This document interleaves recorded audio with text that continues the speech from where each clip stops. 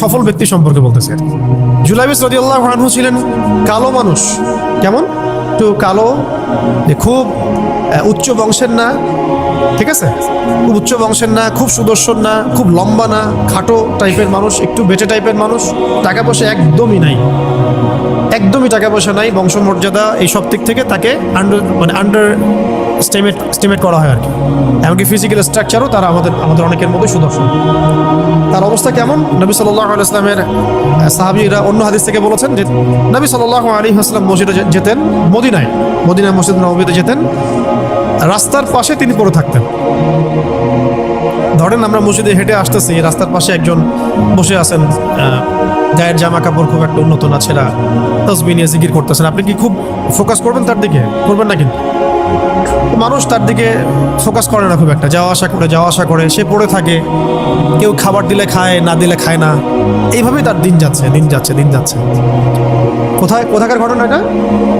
মদিনায়, হিজরতের পরের ঘটনা। সাহাবীর নাম জুলাইবিস রাদিয়াল্লাহু আনহু। খুব উচ্চ বংশের না, অর্থবিত্ত নাই। বারবার বলছি, আমি রিপিট করতেছি কেন? বিকজ এটা আপনাদের সাথে অনেক মানে সাইকোলজিক্যালি মিলবে বিষয়টা অনেকের সাথে, এবং এটা আমাদের খুব ভালো করে জানাও দরকার আছে। একদিন নবী সাল্লাল্লাহু আলাইহি ওয়াসাল্লাম তাকে বললেন যাওয়ার সময়, হে জুলাইবিস, তুমি কি বিয়ে করবা? প্রশ্নটা কি? খুব মজার আলোচনা না এটা আমাদের কাছে, অনেকের কাছেই। হে জুলাইবিস, তুমি কি বিয়ে করবা না? প্রশ্নটা এরকম ছিল, হে জুলাইবিস, তুমি কি বিয়ে করবা না? উনি তো আকাশ থেকে পড়লেন, ইয়া রাসূলুল্লাহ, আমাকে কে বিয়ে করবে? আমার না আছে চেহারা সুরত, না আছে আমার বংশমর্যাদা, না অর্থবিত্ত, আমি কিভাবে বিয়ে করবো? কে মেয়ে দিবে আমাকে? কে আমাকে মেয়ে দিবে? তো ওদিন নবী সাল্লাল্লাহু আলাইহি ওয়াসাল্লাম চলে গেলেন, কিছু বললেন না। পরের দিন আবার বললেন, ইয়া জুলাইবিস, আলা তাতাজাওয়াজ, তুমি কি বিয়ে করবা না? একই উত্তর, ইয়া রাসূলুল্লাহ, আপনি গতকালকে এক কথা বললেন, আবার বলতেছেন বিয়ে করবেন, আমাকে কে বিয়ে করবে? তৃতীয় দিন নবী সাল্লাল্লাহু আলাইহি ওয়াসাল্লাম আবার বললেন, আলা তাতাজাওয়াজ ইয়া জুলাইবিস, তুমি কি বিয়ে করবে না হে জুলাইবিস? তিনি এবার বলছেন, আপনি কি আমার সাথে রসিকতা করতেছেন? আমাকে কে বিয়ে করবে? তো নবী সাল্লাল্লাহু আলাইহি ওয়াসাল্লাম বললেন যে অমুক আনসারী সাহাবীর বাসায় যাও। অমুক আনসারী সাহাবীর বাসায়, আনসারী সাহাবী কারা? যারা মুহাজির সাহাবীদেরকে আশ্রয় দিয়েছেন।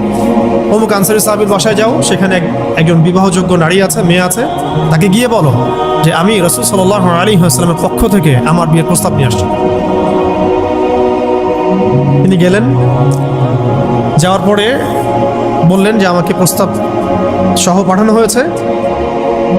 মেয়ের বাবা আর মায়ের রিয়াকশন ছিল অনেকটা সাধারণত যা হয় তেমন আর কি। তুমি বিয়ের প্রস্তাব নিয়ে আসছো, তুমি কি খাওয়াবা মেয়েকে? কোথায় রাখবা? তোমার তো নিজের কোনো থাকার জায়গা নাই। প্রশ্ন কিন্তু যৌক্তিক কি? আমি মেয়ের তো বাবা, আমিও তো এই প্রশ্নই করবো নাকি? প্রশ্ন করবেন না? আপনার মেয়ে থাকলে এভাবে প্রশ্ন করবেন তো আপনি। তো তারাও সেই প্রশ্ন করলেন, এমনকি এক পর্যায়ে রিফিউজ করে দেওয়া হলো, না এটা পসিবল। এই কথাগুলো, কনভারসেশনগুলো ভিতর থেকে শুনছিলেন সেই মেয়ে নিজেই, আনসারী সাহাবী, মদিনার আনসারী মেয়েরা কিন্তু অনেক সুদর্শন তৎকালীন সময়ের কাছে, উচ্চ বংশের, সুদর্শন, খুবই ইলেম বলা হতেন তারা, হিপস ক্ষমতা খুব থাকতো, খুবই জজবাওয়ালা, মানে জিহাদের মাঠে একদম যুদ্ধ করেছেন তারা একদম। নবী সাল্লাল্লাহু আলাইহি ওয়াসাল্লামের আশেপাশে ছিলেন। উহুদের সময় একজন আনসারী সাহাবী ছিলেন, মহিলা সাহাবী, উম্মে আমারা তীর ছুঁড়েছেন নবী সাল্লাল্লাহু আলাইহি ওয়াসাল্লামের পাশে। তো ওনারা কিন্তু খুবই গায়রতওয়ালা মানুষ। তিনি বলছেন, হে আমার বাবা মা, এই প্রস্তাব কে পাঠিয়েছে? নবী সাল্লাল্লাহু আলাইহি ওয়াসাল্লাম। যে প্রস্তাব রাসূল পাঠিয়েছেন সেটাকে কিভাবে তোমরা ডিনাই করো? আমি জুলাইবিসকে বিয়ে করবো। কে বলছেন এটা? আপনি পুরো সিস্টেম খুঁজে এরকম একটা আনসারী সাহাবীর মতো মেয়ে আমাকে দিতে পারবেন? ইল্লা মাশাআল্লাহ, হইতে পারে ইল্লা মাশাআল্লাহ। তো ওই মেয়ে নারী সাহাবী, তিনি রাজি হলেন। এবার শোনেন, এবার বিয়েও হলো, মাশাআল্লাহ, বাসর হলো, এবং সকালবেলা আওয়াজ হচ্ছে, মদিনার চারপাশে এলান হচ্ছে যে হে মুসলিমরা সবাই বের হও, ইহুদিদের সাথে যুদ্ধে আমাদেরকে খায়বারে যেতে হবে। আমাদেরকে খায়বার আক্রমণ করতে হবে। নবী সাল্লাল্লাহু আলাইহি ওয়াসাল্লাম তোমাদেরকে আদেশ করেছেন। এটা কিন্তু হুদাইবিয়া সন্ধির পরের ঘটনা। আর ইহুদিদের সাথে আমাদের বেশ কয়েকটা যুদ্ধ হয়েছে, বনু কুরাইজার সাথে, বনু কাইনুকার সাথে, বনু নাজিরের সাথে, এবং ফাইনালি খাইবারে এদের সাথে। তো জুলাইবিস রাদিয়াল্লাহু আনহু বের হয়ে গেলেন যুদ্ধের জন্য। এবং খায়বারের যুদ্ধ হলো, খায়বার অবরোধ করা হলো এবং খায়বার যুদ্ধের বিশাল হিস্ট্রি আছে, আপনারা পড়ে নিয়েন, লম্বা কথা। এই খায়বার দুর্গ জয় হয় এবং এই দুর্গ পুরো জয় করতে, সবগুলো দুর্গ জয় করতে মোট 12 থেকে 16 জন মুসলিম সাহাবী শহীদ, 12 থেকে 16 জন বা 18 জনের মতো এই ফিগার, এইটুকুর মতো 12 থেকে 16 বা 18, এতটুকু এত কম সংখ্যক সাহাবী শহীদ হয়েছে খায়বার যুদ্ধ জয়ে। আর ইহুদিদের তো বহু ইহুদি মারা গেছে। এবং খায়বার বিজয়ের পরে মুসলিমদের আর্থসামাজিক যে অবস্থা, মানে টাকা পয়সা, ল্যান্ড, গনিমতের মাল প্রচুর বেড়ে গেছে। এখন নবী করিম সাল্লাল্লাহু আলাইহি ওয়াসাল্লাম শহীদদের লাশ তালাশ করছে, কোথায় কোথায় শহীদরা আছে, তাদের মানে কবরস্থ করার প্রসেসিং হবে। উহুদ যুদ্ধেও তো হয়েছে না, ওই রকমই প্রত্যেকটা যুদ্ধেই তো এটা হতো। লাশগুলো তালাশ করতে করতে করতে করতে করতে একটা কর্নারে গিয়ে তিনি দেখলেন সেখানে জুলাইবিস রাদিয়াল্লাহু আনহুর লাশ পড়ে আছে। কার? জুলাইবিস রাদিয়াল্লাহু আনহুর লাশ পড়ে আছে, যার ব্যাপারে আমি গল্পটা বলছি আর কি।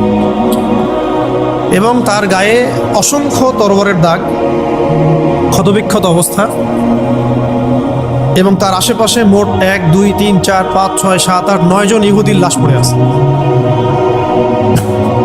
ছোট সাহাবী, বলেছি আকৃতিতে ছোট, খুব উঁচু বংশের না, অর্থ সম্পদ কম, দেখতে সুন্দর না।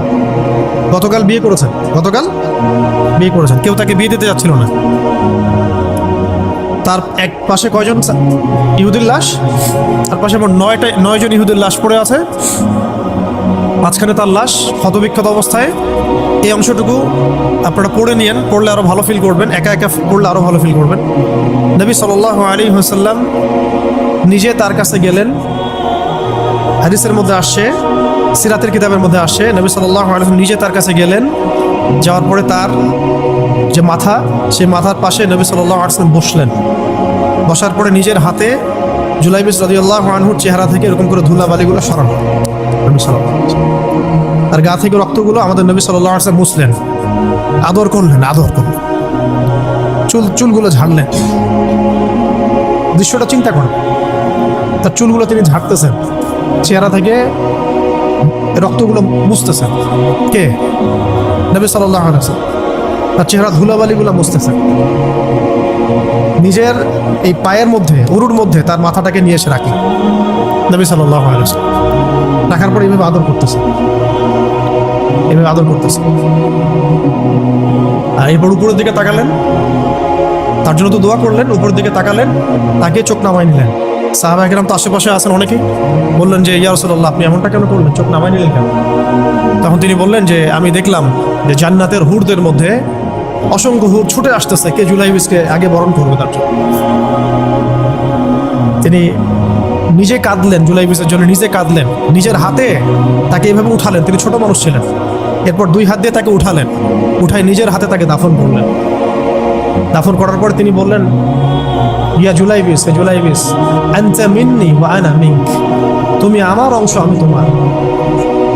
হে জুলাইবিস, তুমি আমার, আমি তোমার। হে জুলাইবিস, তুমি আমার, আমি তোমার। এই কথাটা বললেন কে? নবী সাল্লাল্লাহু আলাইহি ওয়াসাল্লাম। কারণ আপনাদেরকে আমি সাফল্যের মানদণ্ড কিভাবে বোঝাবো, এর বাইরে কোনো ভাষা নেই আমার কাছে।